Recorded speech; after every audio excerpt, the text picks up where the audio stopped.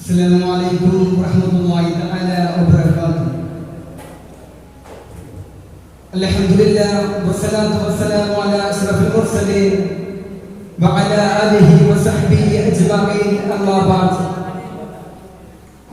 ബഹുമാനത്തോടെ നിറഞ്ഞ ഒരു ശ്രേഷ്ഠർ എന്റെ ശബ്ദം ശ്രവിക്കുന്ന വിദ്യാർത്ഥി സുഹൃത്തുക്കൾ, ലോകത്താകമാനം ശരീരത്തിൽ പടർന്നു പിടിച്ച കൊറോണ വൈറസിനെ പോലെ പാശ്ചാത്യ രാജ്യങ്ങളിൽ നിന്നുദ്ഭവിച്ച് ലോകത്തിന്റെ പല ദിക്കുകളിലും പടർന്നു പന്തലിച്ച ഇസ്ലാമോഫോബിയ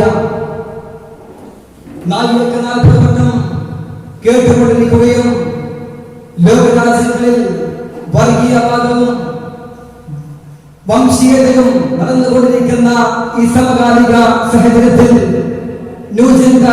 അനിവാര്യവും അതിർവരമ്പുകളും എന്ന വിഷയം ഏറെ പ്രസക്തമായി ഞാൻ കരുതുകയാണ്. പ്രവാചകത്വത്തിന്റെ തുടക്കകാലങ്ങളിൽ പ്രവാചകൻ മുഹമ്മദ് മുസ്തഫ സല്ലല്ലാഹു അലൈഹി വസല്ലം തങ്ങൾ ജബൽ മുഹൈറിന്റെ മുകളിൽ കയറി സല്ലല്ലാഹു അലൈഹി വസല്ലം തങ്ങൾ പുറപ്പെടുവിച്ച ഏകദൈവികതയുടെ ഉത്സാഹമായ പാഠങ്ങളിൽ നിന്ന് തുടങ്ങി വിടവാങ്ങ പ്രസംഗത്തിന്റെ പ്രസരിപ്പിക്കുന്ന സമയത്ത് വരെ അവരോട് പറഞ്ഞത് തീർച്ചയായും മുഹമ്മദീയ ഉമ്മത്തിന്റെ ആഗമന ലക്ഷ്യത്തെ കുറിച്ചായിരുന്നു.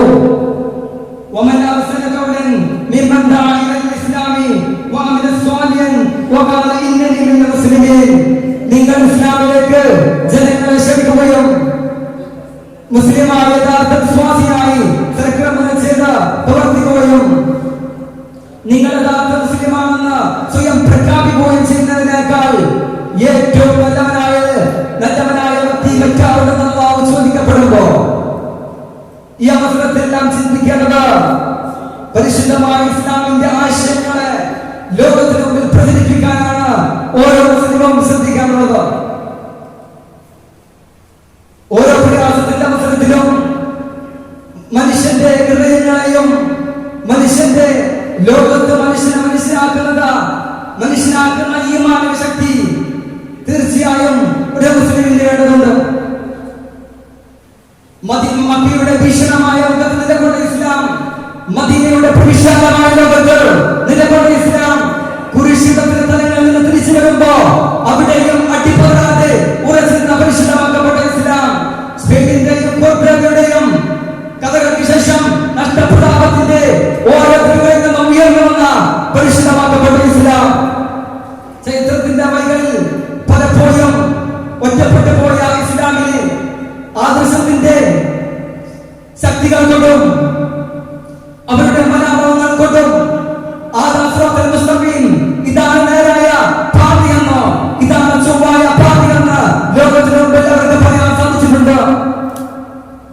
അല്ലാഹുവിന്റെ പ്രവാചകൻ മുഹമ്മദ് മുസ്തഫ സല്ലല്ലാഹു അലൈഹി വസല്ലം തങ്ങൾ പ്രബോധനത്തിന്റെ മാർഗത്തെക്കുറിച്ച് പറയുന്നു.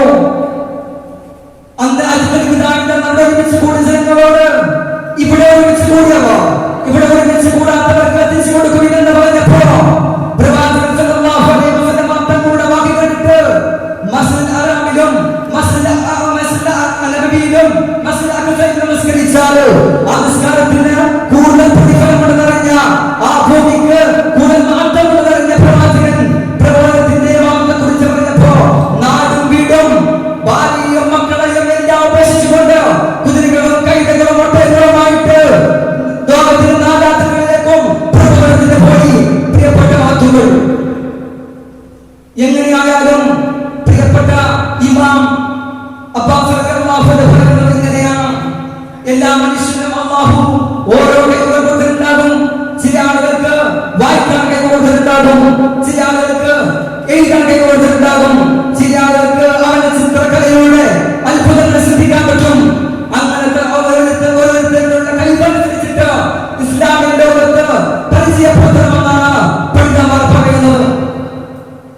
നമ്മൾ ചിന്തിച്ചു നോക്കിയാൽ മനസ്സിലാകും, ഇസ്ലാമോഫോബിയായി കാണുന്ന ചില ആളുകളുണ്ട്. എവിടെയാണ് ഇസ്ലാം അതിക്രമം കാണിച്ചിട്ടുള്ളത്? എവിടെയാണ് ഇസ്ലാം ഭീകരവാദത്തിന്റെ മതമായിട്ടുള്ളത്? ഒന്ന് മനസ്സിലാക്കേണ്ടതുണ്ട്. പ്രവാചകന്റെ കടന്നു വന്ന പ്രിയപ്പെട്ട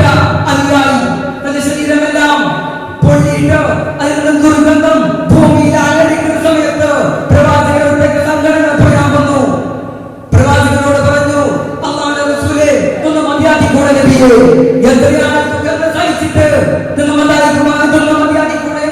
സങ്കടത്തിന് വഴികൾ പറയുമ്പോ അവർ പ്രവാചകൻ പറഞ്ഞു, പ്രിയപ്പെട്ട അബ്ബാബേ, നീ അറിയുക നിന്റെ മുൻഗാമികൾ ഈ മതത്തിന് വേണ്ടി എത്ര ത്യാഗങ്ങള് എത്ര പ്രയാസങ്ങള് സഹിച്ചുവെന്ന് മനസ്സിലാക്കണമെന്ന് പറഞ്ഞു കൊടുത്തു പ്രവാചകൻ മുഹമ്മദ് മുസ്തഫ.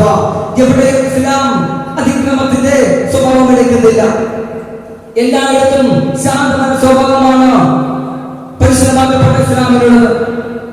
ഇസ്ലാമിന്റെ പ്രബോധനത്തെ കുറിച്ച് പറയുകയാണെങ്കിൽ പ്രബോധനങ്ങള് ഈ കാലഘട്ടം നൂതനമായ ഈ കാലഘട്ടത്ത് സാമൂഹ്യ മാധ്യമങ്ങളിലൂടെയാണ് ഇന്ന് പ്രബോധനം നമ്മൾ പഠിക്കുന്നത്. എന്നാൽ പ്രവാചകന്റെ കാലഘട്ടം എന്താണ്? പ്രബോധനത്തിന്റെ അത്രയ്ക്കും വരുന്നില്ല. ഈ പ്രബോധനത്തിന്റെ കാരണം എന്താണ്? സാമൂഹ്യ മാധ്യമങ്ങളിൽ പ്രബോധനത്തിന് കൂടുതൽ ശക്തിയില്ലാതെ ആയി കഴിഞ്ഞു. ഏറ്റവും നല്ല ശക്തി എന്ന് പറയുന്നത്, പ്രബോധന ശക്തി എന്ന് പറയുന്നത് ഹിക്മത്താണ്, തന്ത്രപൂർവ്വമാണ് ഇസ്ലാമിലേക്ക് ക്ഷണിക്കുന്നത്. പ്രവാചകൻ സല്ലല്ലാഹു അലൈഹി വസല്ലം തങ്ങളുടെ പ്രബോധന കാലഘട്ടം അബൂബക്കർ സിദ്ദീഖ് റളിയല്ലാഹു അൻഹു മുതൽ വൈശ്യയുടെ കാലം വരെയുള്ള എല്ലാ സ്വഹാബത്തും ഇസ്ലാമിലേക്ക് കടന്നു വന്നത് ഹിക്മത്തോടെ കൂടിയായിരുന്നു. അതുകൊണ്ട് അവസാനമായി നിങ്ങളോട് പറയട്ടെ, നമ്മൾ സദുപദേശങ്ങൾ കൊണ്ടും നേരായ മാർഗങ്ങൾ കൊണ്ടും ആളുകളെ ഇസ്ലാമിലേക്ക് ക്ഷണിക്കണമെന്ന് മാത്രം പറഞ്ഞുകൊണ്ട് അതിന്റെ വാക്കുകൾക്ക് വിടാം. അസ്സലാമു അലൈക്കും വറഹ്മത്തുള്ളാഹി തആല വബറകാതുഹു. അസ്സലാമു അലൈക്കും വറഹ്മത്തുള്ളാഹി തആല വബറകാതുഹു. ബിസ്മില്ലാഹി വൽഹംദുലില്ലാഹി വസ്സലാത്തു വസ്സലാമു അലാ അഷ്റഫി റസൂലില്ലാഹി വഅലാ ആലിഹി വസഹ്ബിഹി അജ്മഈൻ. അല്ലാഹുമ്മ ബഅദ്. അഊദു ബില്ലാഹി മിനശ് ശൈത്വാനിർ റജീം. ബിസ്മില്ലാഹിർ റഹ്മാനിർ റഹീം. ദാലികൽ കിതാബു ലാ റൈബ ഫീഹി ഹുദൻ ലിൽ മുത്തഖീൻ الذين يؤمنون بالغيب ويقيمون الصلاة ومما رزقناهم ينفقون. صدق الله العلي العظيم. ഏറ്റവും ബഹുമാനാദരവിൽ നിറഞ്ഞ ഗുരുശ്രേഷ്ഠനെ, സ്നേഹസമ്പന്നരായ വിദ്യാർത്ഥി മിത്രങ്ങളെ, റബ്ബ് സുബ്ഹാനഹു വ തആലയുടെ അചഞ്ചലമായ തീരുമാനപ്രകാരം ചൈനയിലെ വുഹാനിൽ നിന്നും പൊട്ടിപ്പുറപ്പെട്ട ലോകത്തിന്റെ വിവിധ മേഖലകളിലേക്ക് പടർന്നു പിടിച്ച കൊറോണ എന്ന മഹാമാരി ലോകത്തെ ഒരുപാട് വസ്തുതകൾക്കും ഒരുപാട് സംഭവ വികാസങ്ങൾക്കും പശ്ചാത്തലമൊരുക്കിയിരിക്കും. ഈ കൊറോണ കാലഘട്ടത്തിൽ യുക്തിവാദികളെ പോലുള്ള ചിലർ ഇസ്ലാമിനെയും മറ്റു മതങ്ങളെയും ആ വിശ്വാസങ്ങളുടെ അടിത്തറകളിലേക്കും ആഴ്ന്നിറങ്ങിക്കൊണ്ട് അതിനെയെല്ലാം വിമർശിക്കുന്ന ഒരു സാഹചര്യം ഉണ്ടായ സാഹചര്യത്തിൽ അവിടെയാണ് കൊറോണ കാലഘട്ടത്തിൽ ദൈവത്തെ തിരിയുന്നവരെന്ന വിഷയത്തിന് വളരെയധികം പ്രാധാന്യം വഹിക്കുന്നത്. 7 ബില്യൺ വരുന്ന ലോകത്തിന്റെ ജനസംഖ്യയിൽ ഒന്നാം സ്ഥാനം വഹിക്കുന്നത് 31% വരുന്ന ക്രിസ്ത്യൻസ് ആണെങ്കിൽ രണ്ടാം സ്ഥാനം വഹിക്കുന്നത് 23% വരുന്ന മുസ്ലിംസുമാണെങ്കിൽ മൂന്നാം സ്ഥാനത്ത് നിൽക്കുന്നത് മതരഹിതരായ 16% വരുന്ന മതരഹിതരാണ്.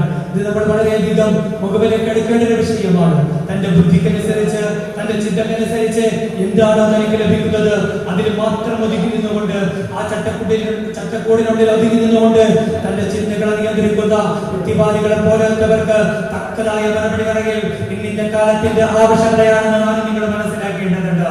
അല്ലാഹു സുബ്ഹാനഹു വ തആല പരിശുദ്ധമാക്കപ്പെട്ട ഖുർആനിലൂടെ പറയുകയാണ്, ഇസ്ലാമിന്റെ ആ ഒരു വിശ്വാസത്തിന്റെ മർമ്മത്തിലേക്ക് സൂചനയായി കൊണ്ടാണ് അല്ലാഹു സുബ്ഹാനഹു വ തആല പറയുന്നത്, ദാലികൽ കിതാബു ലാ റൈബ ഫീഹി ഹുദൻ ലിൽ മുത്തഖീൻ അല്ലദീന യുമിനൂന ബിൽ ഗൈബി വയുഖീമൂന സ്വലാത്ത വമിമ്മാ റസഖ്നാഹും യുൻഫിഖൂൻ. അവർ അദൃശ്യകാര്യങ്ങളിൽ വിശ്വസിക്കുന്നവരാണ്. ഇസ്ലാമിന്റെ അടിസ്ഥാനം എന്നത് അദൃശ്യകാര്യങ്ങളിൽ വിശ്വസിക്കൽ തന്നെയാണ്. നോക്കൂ സഹോദരങ്ങളെ, നാം മാത്രമല്ല ഈ യുക്തിവാദികളെ പോലും അദൃശ്യകാര്യങ്ങളിൽ വിശ്വസിക്കുന്നുണ്ട് എന്നതാണ് സത്യാവസ്ഥ. പ്രശസ്ത തത്വചിന്തകനായ പ്ലേറ്റോ തന്റെ അറിവിനെ കുറിച്ചുള്ള നിർവചനത്തിൽ അദ്ദേഹം പറഞ്ഞത് ന്യായീകരിക്കാവുന്ന വിശ്വാസം എന്നാണ്. ന്യായീകരിക്കാവുന്ന വിശ്വാസം എന്ന് പറയുമ്പോൾ അവിടെയും വിശ്വാസം കടന്നു വരുന്നുണ്ട്. ഉദാഹരണത്തിന് ഞാൻ പറയട്ടെ, ഒരു വിദ്യാർത്ഥി തന്റെ അധ്യാപകനോട് ചോദിക്കുകയാണ്, എന്തുകൊണ്ട് മലയാള അക്ഷരങ്ങളിൽ നാം ഉപയോഗിക്കുന്ന സ്വരാക്ഷരമായ ആക്ക് എന്തുകൊണ്ട് കകാരം ചേർത്തുകൊണ്ട് നമുക്ക് ഉപയോഗിച്ചുകൂടാ എന്ന് ചോദിച്ചാൽ അതിനു മുമ്പിൽ കാലാകാലങ്ങളായി മലയാള ഭാഷാ പണ്ഡിതന്മാർ ഇത്തരത്തിൽ നമ്മൾക്ക് ആ കാര്യം ഉപയോഗിച്ചാണ് നമുക്ക് പറഞ്ഞു തരുന്നത് എന്ന് മാത്രമുള്ള ഒരു ആധികാരികതയിൽ ഒതുങ്ങുന്ന ഓരോ മറുപടി മാത്രമാണ് നമുക്ക് പറയാൻ കഴിയുക. എന്റെ യുക്തിവാദികളോട് അവരോട് ഞാനത് ചോദിക്കട്ടെ, നിങ്ങൾക്ക് ഇതിന് മറുപടി എന്തെങ്കിലും പറയാൻ കഴിയുമോ? കാര്യകാരണങ്ങൾ അന്വേഷിച്ച് മാത്രമാണ് നിങ്ങൾ എല്ലാത്തിനും ഉത്തരം കഴിയുക. മഹാനായ സിദ്ദീഖ് റളിയല്ലാഹു അൻഹുവിന്റെ വിശ്വാസമാണ് നമുക്ക് വേണ്ടത്. മഹാനായ സിദ്ദീഖ് റളിയല്ലാഹു അൻഹു അല്ലാഹുവിന്റെ റസൂലിന്റെ ആകാശാരോഹണമാകുന്ന ഇസ്രാ മിഅ്റാജ് കഴിഞ്ഞു വന്നപ്പോ മക്കത്തെ ആളുകൾ മഹാനായ സിദ്ദീഖ് റളിയല്ലാഹു അൻഹുവിനോട് പറയുകയാണ്, റസൂൽ ഇങ്ങനെയൊക്കെ പറയുന്നുണ്ട്, ഒറ്റ രാത്രി കൊണ്ട് ബൈത്തുൽ മുഖദ്ദസിലേക്കും അവിടെ നിന്ന് 7 ആകാശത്തേക്കും ഞാൻ പോയി എന്ന് റസൂൽ പറയുമ്പോ എന്താണ് നിങ്ങൾ വിശ്വസിക്കുന്നുണ്ടോ എന്ന് ചോദിച്ചപ്പോ ഒരു നിമിഷത്തെ ചിന്തകൾക്ക് പോലും വക കൊടുക്കാതെ അബൂബക്കർ സിദ്ദീഖ് റളിയല്ലാഹു അൻഹു വിശ്വസിച്ചു പോയി. അതുപോലെ തന്നെ സഹാബത്തെ കിറാം സുന്ദരമായി അല്ലാഹുവിന്റെ ദീനിനെ പഠിച്ചത് നേരിട്ടുകൊണ്ട് ജിബ്രീൽ അലൈഹിസ്സലാം വരുന്ന സമയത്തിന് അവര് അവിടെ ഉണ്ടായിരുന്നില്ല, മറിച്ച് അവര് അതൊക്കെ അല്ലാഹുവിൽ നിന്ന് കേട്ട് വിശ്വസിക്കുകയായിരുന്നു ചെയ്തത്. ഇതുപോലെ എത്രയോ ശാസ്ത്രജ്ഞങ്ങൾ യുക്തിവാദികളെ നിങ്ങളും വിശ്വസിക്കുന്നുണ്ട് എന്നുള്ളതാണ് സത്യാവസ്ഥ. അതുപോലെ തന്നെ മഹാനായ ഐൻസ്റ്റൈൻ നിങ്ങളൊക്കെ സ്വർഗത്തെ നരകത്തെ കുറിച്ച് പറയുമ്പോൾ വിശ്വസിക്കുന്നില്ല. പക്ഷേ ഐൻസ്റ്റൈൻ തന്റെ ആപേക്ഷിക സിദ്ധാന്തത്തിലൂടെ സൂചിപ്പിക്കുന്നത് ഈ പ്രപഞ്ചത്തെ കുറിച്ച് ഈ പ്രപഞ്ചത്തിനുള്ളിൽ നിന്നുകൊണ്ട് ഒരിക്കലും പഠിക്കുക സാധ്യമല്ലെന്ന് ഐൻസ്റ്റൈൻ വ്യക്തമാക്കുമ്പോ തലയുള്ളവർക്ക് ബുദ്ധിയുള്ളവർക്ക് ഇതെല്ലാം മനസ്സിലാക്കാൻ കഴിയും. പക്ഷേ ഈ പരിമിതമായ ബുദ്ധി കൊണ്ട് നിങ്ങൾ ഇത്തരത്തിലുള്ള പൊട്ടത്തരങ്ങളെ വിളിച്ചു പോകുമ്പോ പരിഹാസരൂപേണ മാത്രമാണ് നിങ്ങളോട് ഞങ്ങൾക്ക് മറുപടി പറയാൻ കഴിയുക. ഒന്ന് ചിന്തിച്ചു നോക്കൂ സഹോദരങ്ങളെ, ഈ മതിലിനപ്പുറത്തേക്ക് ഈ ചുവരിനപ്പുറത്തേക്ക് നമ്മൾക്ക് കാഴ്ചശക്തിയില്ല, മാത്രമല്ല നമ്മുടെ കേൾവി ശക്തി 0 താഴെയാണ്. അത്തരത്തിലുള്ള ചുരുങ്ങിയ കഴിവുകൾ മാത്രമാണ് റബ്ബ് സുബ്ഹാനഹു വ തആല നമുക്ക് നൽകിയിട്ടുള്ളത്. എന്ന് വെച്ച് സ്വർഗ്ഗമില്ല, നരകമില്ല, മരണമില്ല എന്നൊക്കെ പറയുന്ന പൊട്ടത്തരങ്ങൾ ഇനിയും ആവർത്തിക്കരുത് എന്നാണ് യുക്തിവാദികളോട് ഇനി ഞങ്ങൾക്ക് പറയാനുള്ളത്. മാത്രമല്ല ആദിമഗണത്തിന്റെ കാര്യം പറയുമ്പോ പ്രപഞ്ചോത്പത്തിയുടെ കാര്യം പറയുമ്പോ അവരെ പറയുന്നത് ആദിമഗണത്തിന് ഊഷ്മാവിലുണ്ടാകുന്ന വ്യതിയാനങ്ങൾക്ക് കാരണമായൊരു സ്ഫോടനത്തിന് വിധേയമായി പിന്നീട് അങ്ങോട്ട് പാപവ്യത്യാസങ്ങൾ മാറുകയും ന്യൂട്രോണും പ്രോട്ടോണും ചേർന്നുകൊണ്ട് അവസാനം ഈ ലോകത്തിൽ കാണുന്ന കോടാനുകോടി നക്ഷത്രങ്ങൾ മുതൽ ഓരോ ചരാചരങ്ങളും ഉണ്ടായെന്ന് പറയുമ്പോ ഇതിനൊക്കെ എന്ത് തെളിവാണ് നിങ്ങൾക്ക് നിങ്ങളുടെ മുമ്പിലുള്ളത്? ഞങ്ങൾക്ക് ഇതുവരെ തെളിവ് ലഭിച്ചിട്ടില്ല. പിന്നെ എന്തിന്റെ പുറകിലാണ് നിങ്ങൾ വിശ്വസിക്കുന്നത് എന്ന് വളരെയധികം ആകാംക്ഷയോടുകൂടി ഞങ്ങൾ ഇന്ന് ചിന്തിച്ചുകൊള്ളുകയാണ്. അല്ലാഹു സുബ്ഹാനഹു വ തആല ഈ വിശ്വാസ സംഹിതകള് നമുക്ക് പഠിപ്പിച്ചു തന്നപ്പോഴും നമുക്കെല്ലാ കഴിവുകളും നൽകിയിട്ടില്ല. അത് നാം വളരെയധികം മനസ്സിലാക്കേണ്ടതുണ്ട്. അത്തരത്തിൽ തന്നെ യുക്തിവാദികൾ ചോദിക്കുന്ന മറ്റൊരു ചോദ്യമാണ് അല്ലാഹുവിന്റെ നീതിയെ കുറിച്ച്. എന്റെ കണ്ണുകൊണ്ട് നിനക്ക് നീതി കാണാൻ കഴിയുന്നില്ലെങ്കിൽ ഒന്ന് ചിന്തിച്ചു നോക്കൂ സഹോദര. അല്ലാഹുവിന്റെ നീതി എന്ന് പറയുന്നത് വ്യവസ്ഥാപിതമായ ജീവിതശൈലിയാണ് അല്ലാഹു ഇവിടെ കൊണ്ടുവന്നിട്ടുള്ളത്. എല്ലാവരും ഒരു സ്ഥലത്ത് വന്നാൽ കോടിക്കണക്കിനാണ് ഒരു സ്ഥലത്ത് കോടിക്കണക്കിന് ആളുകൾ നിന്നാൽ വളരെയധികം ആഭാസകരമായ പ്രവർത്തനങ്ങളായിരിക്കും ഉണ്ടാവുക. ഇത്തരത്തിലുള്ള മൂഢമായ ചിന്താഗതിക്കാരുടെ ഭീകരവാദങ്ങളിൽ നിന്നും നമ്മളെല്ലാം അകലം പാലിക്കേണ്ടതുണ്ട്. അല്ലാഹു സുബ്ഹാനഹു വ തആല സജ്ജനങ്ങളുടെ കൂട്ടത്തിൽ നമ്മൾ ഉൾപ്പെടുത്തുന്നതിലേക്കുമാറാകട്ടെ. ഈമാനിന്റെ വ്യക്തമായ സുവ്യക്തമായ വഴികൾ പിന്തുടരാൻ റബ്ബ് സുബ്ഹാനഹു വ തആല തൗഫീഖ് നൽകുമാറാകട്ടെ എന്ന പ്രാർത്ഥനയോടുകൂടി ഞാൻ എന്റെ വാക്കുകൾക്ക് വിരാമിടുകയാണ്. അൽഹംദുലില്ലാഹി റബ്ബിൽ ആലമീൻ. അസ്സലാമു അലൈക്കും വറഹ്മത്തുള്ളാഹി തആല വബറകാതുഹു. അൽഹംദുലില്ലാഹി റബ്ബിൽ ആലമീൻ. അസ്സലാത്തു വസ്സലാമു അലാ അഷ്റഫിൽ മുർസലീൻ വഅലാ ആലിഹി വസഹ്ബിഹി അജ്മഈൻ. അമ്മാ ബഹുമാനപ്പെട്ട ശ്രേഷ്ഠരെ, എന്റെ ശബ്ദം ശ്രവിച്ചുകൊണ്ടിരിക്കുന്ന പ്രബുദ്ധരായ വിദ്യാർത്ഥി സുഹൃത്തുക്കളെ, ഇതര ശ്രോതാക്കളെ, ലോകമെന്ന് നേരിട്ടുകൊണ്ടിരിക്കുന്ന ഏറ്റവും വലിയ ഭീഷണി ഭൗതികവാദങ്ങളുടെയും മതനീരാസത്തിന്റെയും ആത്മബോധങ്ങളിൽ നിന്ന് വളർന്നു വരുന്ന നാസ്തിക ചിന്തയെയും ചിന്താപ്രസ്ഥാനങ്ങളെയും. ഒരുപക്ഷെ രാജ്യത്തിൽ നടമാടുന്ന RSS, BJP ഭീകരതയും അക്രമവുമെല്ലാം ഭാരതത്തിലെ മുസ്ലിങ്ങളൊന്നും പിന്തുണ പ്രഖ്യാപിച്ചാൽ തീരാവുന്നതേയുള്ളൂ. രക്തക്കറപ്പുരണ്ട മനുഷ്യர்கள் കാട്ടി പേടിപ്പിക്കാനും പീഡിപ്പിക്കാനും ശത്രുക്കളില്ലാത്ത പക്ഷം ഇരകളില്ലാതെ ഫാസിസം സാവധാനം സമാധികളാണ്. എന്നാൽ തൽസ്ഥാനത്ത് നാസ്തിക ബുദ്ധിയിൽ മുളച്ചു പൊന്തിയ മാർക്സിസം മറ്റും അവരോധിക്കപ്പെട്ടാലെന്ന കാഴ്ച അതിഭീതിതമായിരിക്കും. ധാർമ്മിക ബോധത്തിന്റെ അവസാനത്ത് നിർത്തസീമയില്ലാതെയായി അറ്റമില്ലാത്ത സ്വതന്ത്ര ബോധത്തിന്റെ കൈപിടിച്ച് മനുഷ്യരാശി പൂർണ്ണാർത്ഥത്തിൽ മൂല്യച്ചുതികൾ നിലംപതിക്കും. ഇവിടെയാണ് കൊറോണ കാലത്തും ദൈവത്തെ തെളിയുന്നവർ എന്ന വിഷയത്തിൽ പ്രസക്തിയേറുന്നത്. ഇന്ന് സമൂഹത്തിൽ ഇത്രയേറെ ആഴത്തിൽ ഗ്രസിച്ചുകൊണ്ടിരിക്കുന്ന ഈ നാസ്തിക ബോധം മനുഷ്യരാശിക്ക് തന്നെ ഭീഷണിയായ പല മുഖങ്ങളെയും ചരിത്രം പരിചയപ്പെടുത്തുന്നുണ്ട്. ജർമ്മനിയിലെ ഹിറ്റ്ലറും ഇറ്റലിയിലെ മുസോളിനിയും റഷ്യയിലെ ജോസഫ് സ്റ്റാലിനും കംബോഡിയയിലെ പോൾ പോട്ടും ആ പട്ടികയിൽ പ്രധാനികളാണ്. ഭൗതികവാദ ചിന്തകളുടെ പേര് പറഞ്ഞും സീമാന്തങ്ങളുടെ ന്യായീകരണം കണ്ടെത്തിയും അവർക്ക് മുറുക്കിയത്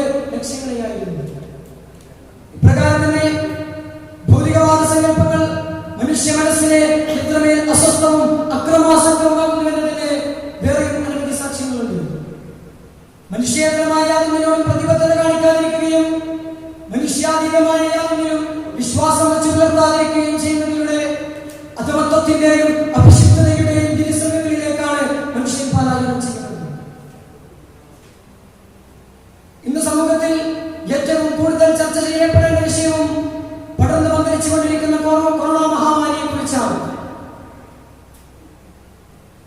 പൂർണ്ണാർത്ഥത്തിൽ നാസ്തികതയുടെയും മനുഷ്യ കേന്ദ്രീകൃത ഭൗതിക സങ്കല്പവാദങ്ങളുടെയും ദയനീയത വ്യക്തമാക്കുന്ന ഘട്ടം കൂടിയാണ് കൊറോണ കാലം.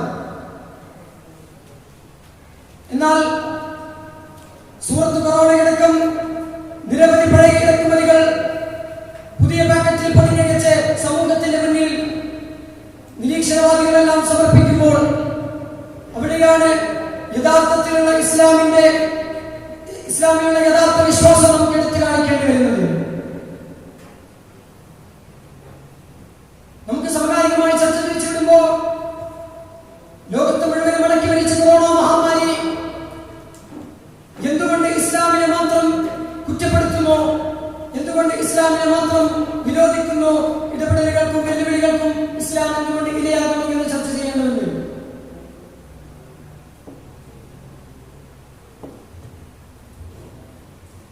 മാനവ ചരിത്രത്തെ കുറിച്ചുള്ള പല വിസ്മയങ്ങളിലും കഴിഞ്ഞുപോയ പല ചരിത്രങ്ങൾ വിളിച്ചോക്കുന്നത് ഇസ്ലാമിന്റെ വിശ്വാസത്തിലുള്ള ദൃഢതയെ കുറിച്ചാണ്. കൊറോണ കാലം മുതൽ വിശ്വാസത്തെ സജീവമാക്കുകയും കൊറോണാനന്തര കാലത്തും പ്രസക്തമാക്കുകയും ചെയ്യുന്നു എന്നതിന്റെ ഏറ്റവും വ്യക്തമായ ഉദാഹരണമായിരുന്നു ഈ അടുത്ത് നടന്ന ജർമ്മൻ ബോക്സിംഗ് താരമായ വില്യമോത്തിന്റെ ഇസ്ലാം ആശ്ലേഷണം. പരിശുദ്ധ ഖുർആൻ കയ്യിലേക്ക് നിൽക്കുന്ന തന്റെ ഇൻസ്റ്റഗ്രാം പോസ്റ്റിന് കൂടെ കൊറോണ വൈറസ് തന്റെ യഥാർത്ഥ വിശ്വാസത്തിലേക്ക് നയിച്ചുവെന്ന് അദ്ദേഹം വ്യക്തമാക്കുകയുണ്ടായി.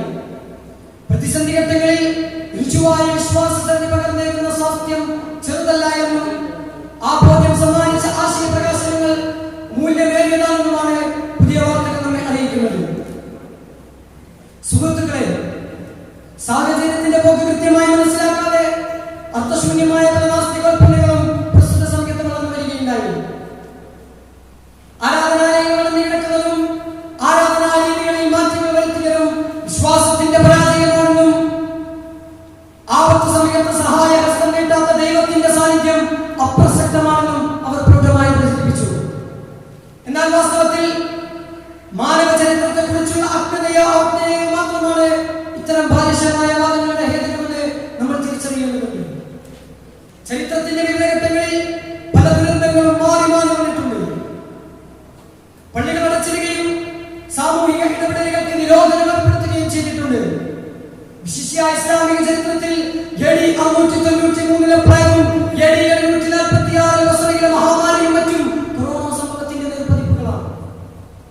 അത്തരം ദുരന്തങ്ങൾക്കെല്ലാം ഇസ്ലാമിക വിശ്വാസ സംഹിത പ്രായോഗികമായ പരിഹാര മാർഗങ്ങളും സന്തുലിതമായ സമീപനങ്ങളുമാണ് വെച്ച് പുലർത്തിയത്. മറ്റൊരർത്ഥത്തിൽ പറഞ്ഞാൽ ഏത് പ്രതിസന്ധി ഘട്ടത്തിലും പ്രാക്ടീസ് ചെയ്യാൻ പറ്റുന്ന തരത്തിലുള്ള ഒരുതരം പ്രായോഗികതയാണ് പരിശുദ്ധ ഇസ്ലാമിന് ലോകത്തോട് നമ്മൾ വിളിച്ചു പറയേണ്ടത്. അഭൗതിക ശക്തിയുടെ സാന്നിധ്യത്തിലും നിയന്ത്രണത്തിലും മനുഷ്യൻ വിശ്വസിക്കേണ്ടി വരുന്ന സാഹചര്യം നമ്മുടെ പ്രവർത്തനങ്ങളെ ഊർജ്ജസ്വലമാക്കേണ്ട സമയം കൂടിയാണ്. ചിന്തകൾക്കപ്പുറത്ത് ലോക ജനതയുടെ മനോഭാവത്തെ നിയന്ത്രിക്കുന്ന സോഷ്യൽ ഡെവലപ്മെന്റുകൾക്ക് പിന്നിലുള്ള ടെക് ഭീമന്മാരായ മനുഷ്യത്വങ്ങളോട് ഭൗതിക യുദ്ധം പ്രഖ്യാപിച്ചവരാണ് നമ്മൾ. നമ്മുടെ ആയുധങ്ങൾ മൂർച്ചയേറിയതും ആശയങ്ങൾ വിശാലവുമാകണം. വിശ്രമമറിയാതെ ഈ ദീനിന് വേണ്ടി, ഈ ഉമ്മത്തിന് വേണ്ടി, ലോക ജനതയ്ക്ക് വേണ്ടി ത്യജിക്കണം, സഹിക്കണം. ഈ ഇസ്ലാമിനെ സഹായിക്കുന്നവരെ, ഈ ദീനിനെ സഹായിക്കുന്നവരെ സഹായിക്കാൻ ലോകത്തെ ഏകനാഥനായ തമ്പുരാനും കൂടെയുണ്ട്.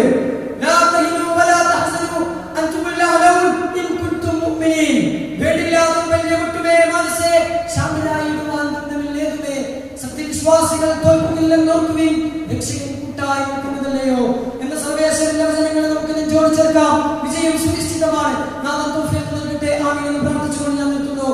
അൽഹംദുലില്ലാഹി റബ്ബിൽ ആലമീൻ. അസ്സലാമു അലൈക്കും വറഹ്മത്തുള്ളാഹി തആല വബറകാതുഹു. അൽഹംദുലില്ലാഹ് വസ്സലാത്തു വസ്സലാമു അലാ അഷ്റഫിൽ മഖ്ലൂഖീൻ വഅലാ ആലിഹി വസഹ്ബിഹി അജ്മഈൻ. അമ്മാ ബഅദ്. അറിവും അനുഭവം വെച്ച് നൽകിയ ആധ്യാത്മിക ഗുരുക്കളെ, സ്നേഹമസകളായ വിദ്യാർത്ഥി സുഹൃത്തുക്കളെ, അറഫ മൈതാനം ശാന്തമാണ്. തന്റെ 23 വർഷത്തെ പ്രവാചക ജീവിതം കൊണ്ട് പരിശുദ്ധ ഇസ്ലാമിനെ മാനവർക്ക് സമർപ്പിച്ച പ്രവാചകൻ സല്ലല്ലാഹു അലൈഹി വസല്ലം ഇസ്ലാം കാര്യങ്ങളിലെ അവസാനത്തേതായ ഹജ്ജ് കർമ്മത്തെയും പഠിപ്പിച്ചു കഴിഞ്ഞിരിക്കുന്നു. തന്റെ മുമ്പിൽ നിൽക്കുന്ന ലക്ഷക്കണക്കിന് വരുന്ന സഹാബാക്കളെ സാക്ഷിയാക്കിക്കൊണ്ട് വിടവാങ്ങൽ പ്രസംഗത്തിൽ അവിടുന്ന് പറഞ്ഞു, ഇന്നിവിടെ സന്നിഹിതരാകാത്തവർക്ക് ഈ ഇസ്ലാമിൽ എത്തിച്ചു നൽകട്ടെ. ഈ ഒരു പ്രവാചക ജീവിതത്തെ അംഗമാക്കിക്കൊണ്ടായിരുന്നു ലോകത്തിന്റെ അഷ്ടദിക്കുകളിലേക്കും ശബ്ദവന്യകളിലേക്കും പരിശുദ്ധ ഇസ്ലാമിന്റെ തീർത്ഥവുമായി പ്രവാചകൻ സല്ലല്ലാഹു അലൈഹി വസല്ലം തങ്ങളുടെ നക്ഷത്രത്തുല്യരായ സ്വഹാബാക്കൾ കടന്നു ചെന്നത്. അവരന്ന് നടത്തിയ പ്രബോധന ദൗത്യത്തിന്റെ ഉത്തരവാദിത്തം 14 നൂറ്റാണ്ടുകൾക്കിപ്പുറം നാം ഓരോരുത്തരുടെയും കൈവെള്ളയിലായിരിക്കുമ്പോഴാണ് നൂജന്റെ അനിവാര്യതകളും അതിർവരമ്പുകളും എന്ന വിഷയത്തെ സംബന്ധിച്ച് നാം ചർച്ച ചെയ്യുന്നത്. ഇസ്ലാമിനെ സംബന്ധിച്ചിടത്തോളം ഇന്നലെ പ്രബോധന ചരിത്രങ്ങളോട് നാം ഒന്ന് കണ്ണോടിച്ചു നോക്കിയാൽ നമുക്ക് തിരിച്ചറിയാൻ കഴിയുന്ന വസതിയുണ്ട്. ഏത് കാലത്തും ഇസ്ലാമിക പ്രബോധനത്തിന് പ്രവാചകന്മാരെല്ലാം ഉപയോഗിച്ചത് അതിനൂതനമായ മാർഗങ്ങളായിരുന്നു. മാനവത്തിലേക്ക് സ്വീകരിച്ച കാലഘട്ടത്തിലേക്ക് എന്റെ അത്ഭുതമായി തിരുന്നത്. അതുപോലെ തന്നെ വൈദ്യശാസ്ത്രം അതിന്റെ പുരോഗതിയിൽ പ്രക്ഷോഭിച്ചു നിൽക്കുന്ന കാലഘട്ടത്തിലേക്ക് ഇറങ്ങിച്ചെന്ന ഇസ്ലാമിനെ അല്ലാഹു സുബ്ഹാനഹു വ തആല നൽകിയ മാർഷില്ല മരിച്ചവരെ ജീവിപ്പിക്കലായിരുന്നു. അവസാനം അറേബ്യൻ സാഹിത്യം അതിന്റെ പൂർണ്ണതയിലെത്തി നിൽക്കുന്ന ഒരു കാലഘട്ടത്തിലേക്കാണ് പ്രവാചകൻ സല്ലല്ലാഹു അലൈഹി വസല്ലം അവരെ എല്ലാം വെല്ലുവിളിച്ചുകൊണ്ട് പരിശുദ്ധമാക്കപ്പെട്ട ഖുർആനുമായി കടന്നു വന്നത്.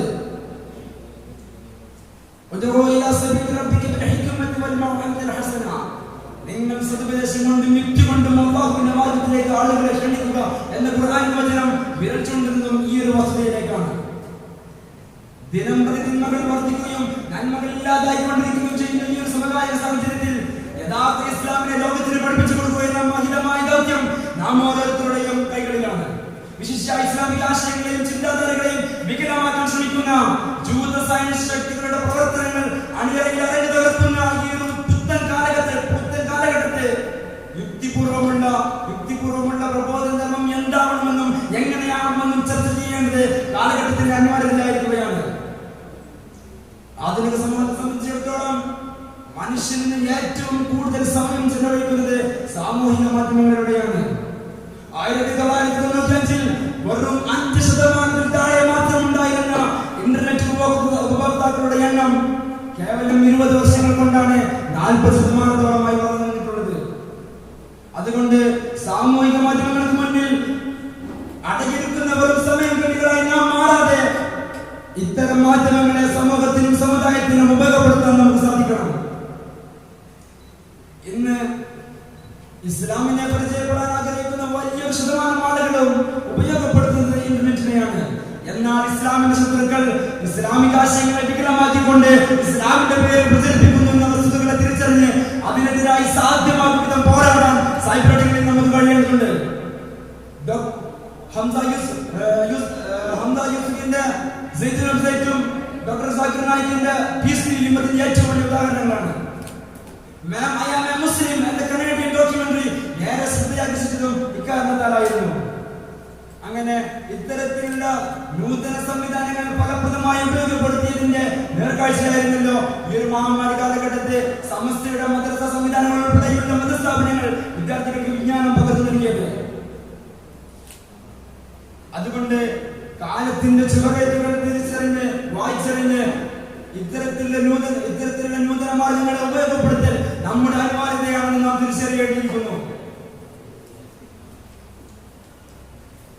എന്നാൽ ലക്ഷ്യവും മാർഗവും നന്മയിലോട്ടപ്പെടുത്തണമെന്ന പരിശുദ്ധ ഇസ്ലാമിന്റെ തത്വത്തെ നെഞ്ചോട് ചേർത്തായിരിക്കണം നമ്മുടെ മുന്നോട്ടുള്ള ഗമനം. ഏതൊരാൾക്കും എന്തും പറയാമെന്ന രീതിയിലേക്ക് സാമൂഹിക മാധ്യമങ്ങൾ മാറിക്കൊണ്ടിരിക്കുമ്പോൾ ഇസ്ലാമിക ശരീരത്തിനെ അതിന്റെ പൂർണ്ണാർത്ഥത്തിൽ മനസ്സിലാക്കാത്ത ആധുനിക ഓൺലൈൻ മുസ്ലിമാരെ തിരിച്ചറിയാനും അവരെ പ്രതിരോധിക്കാനും നാം ബോധവാന്മാരാവേണ്ടതുണ്ട്. ഇല്ലെങ്കിൽ ചരിത്രത്തിന്റെയോ പ്രാമാണികതയുടെയോ തെളിവില്ലാതെ ഇസ്ലാമുമായി പ്രബന്ധം പോലുമില്ലാത്ത കാര്യങ്ങളാണ് അവർ പടച്ചുവിടുക. അത് മുറിവൈദ്യനാളെന്ന് പറയുന്നത് പോലെ പരിശുദ്ധ ഇസ്ലാമിനെ കൂടുതൽ വികലമാക്കാനാണ് സഹായിക്കുന്നത്. അതുകൊണ്ട് ആവിഷ്കാര സ്വാതന്ത്ര്യത്തിന് വേണ്ടി താൻ പ്രതിനിധാനം ചെയ്യുന്ന സമൂഹത്തെയും സമുദായത്തെയും ഒറ്റിക്കൊടുക്കുന്ന രീതിയിലുള്ള പ്രവണതകൾ നമ്മുടെ മക്കളിൽ ഇത് ഒരിക്കലും ഉണ്ടാകരുത്. നൂതനമായ മാർഗങ്ങളിലൂടെ ഇസ്ലാമിനെ പഠിക്കാനും അറിയാനും ശ്രമിക്കുന്നവർക്ക് വളരെ കൃത്യമായും വസ്തുനിഷ്ഠമായും ഇസ്ലാമിനെ പഠിപ്പിച്ചു കൊടുക്കുന്ന, മനസ്സിലാക്കി കൊടുക്കുന്ന ഒരു പറ്റുന്നതായിമാർ ഇവിടെ ഉദയം ചെയ്യേണ്ടതുണ്ട്. ഖുർആനിൽ അല്ലാഹു സുബ്ഹാനഹു വ തആല പറഞ്ഞ നന്മയിലേക്ക് ക്ഷണിക്കുകയും നന്മയെ കൽപ്പിക്കുകയും തിന്മയെ വിരോധിക്കുകയും ചെയ്യുന്ന വിജയികളുടെ കൂട്ടത്തിൽ അല്ലാഹു സുബ്ഹാനഹു വ തആല നമ്മെ ഉൾപ്പെടുത്തുമാറാകട്ടെ. ആമീൻ. അവസാനമായി അല്ലാഹുവിന്റെ മാർഗ്ഗത്തിലേക്ക്